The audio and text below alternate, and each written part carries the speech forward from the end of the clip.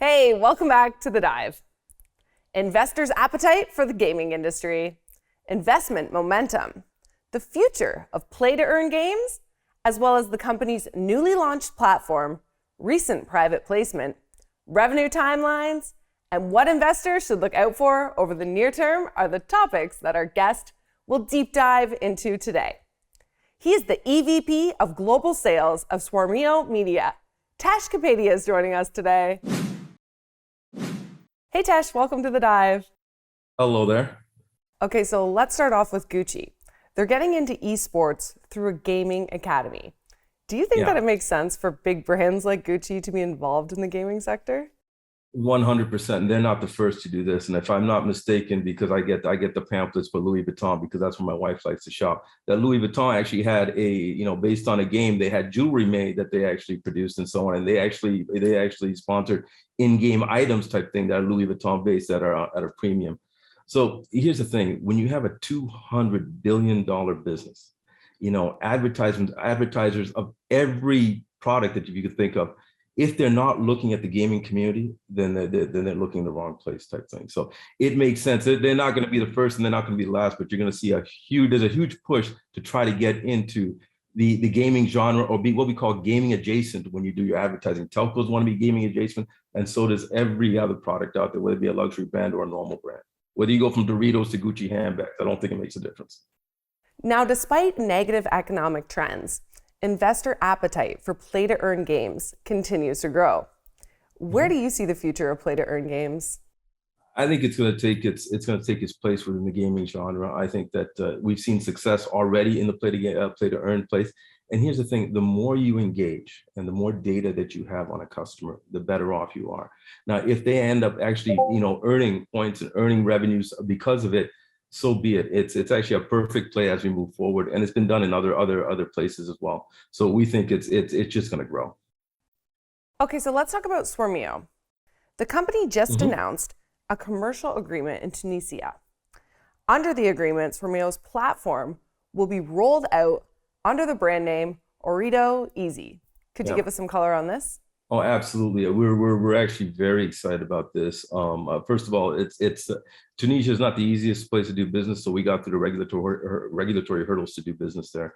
But our partnership with Ooredoo is is the largest carrier in play. They got about 7 million subscribers, give or take. We had a huge launch, which looked like a premiere from a Hollywood movie.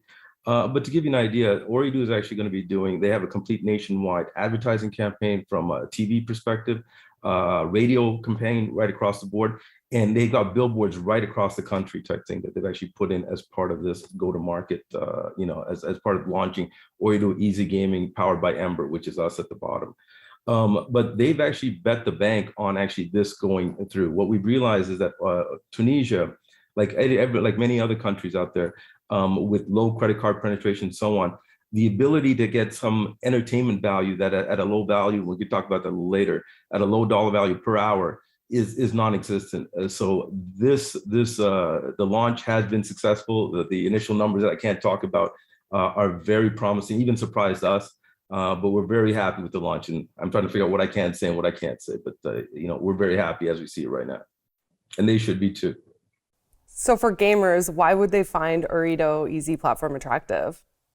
We're the only one that's doing it, A, first of all, and B, what's happened within Tunisia, there hasn't been the ability to buy in-game items. Now let's talk about the $200 billion business that we talked about in gaming.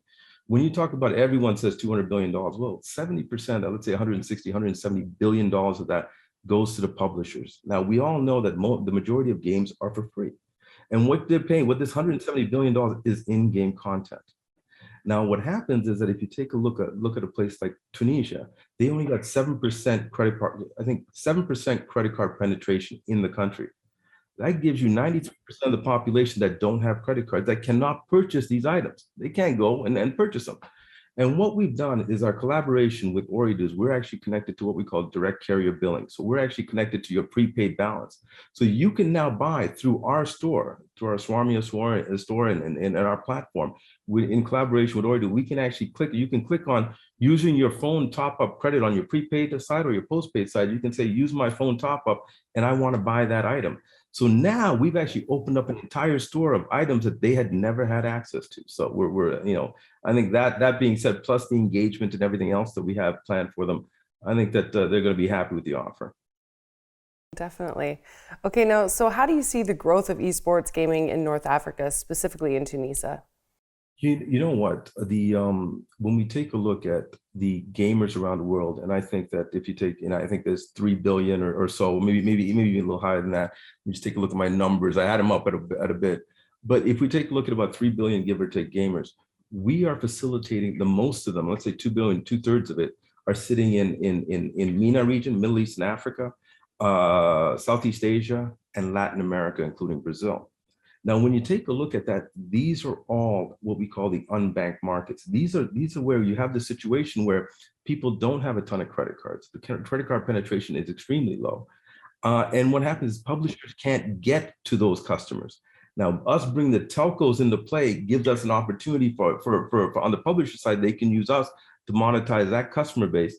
And through us, these customers who didn't have access to the games and platforms and challenges and all the good stuff that we're bringing, we're giving them access to that. So we're sort of sitting in between where, we got great value both to the end users and the customer, the end customer, if you want to think about that, and to the publishers. And we just bring ourselves as part of the value chain in the whole bit, which, brings our telco brethren, as we say it, into the whole value proposition when it comes to gaming. And it actually just brings them straight in rather than them trying to figure it out.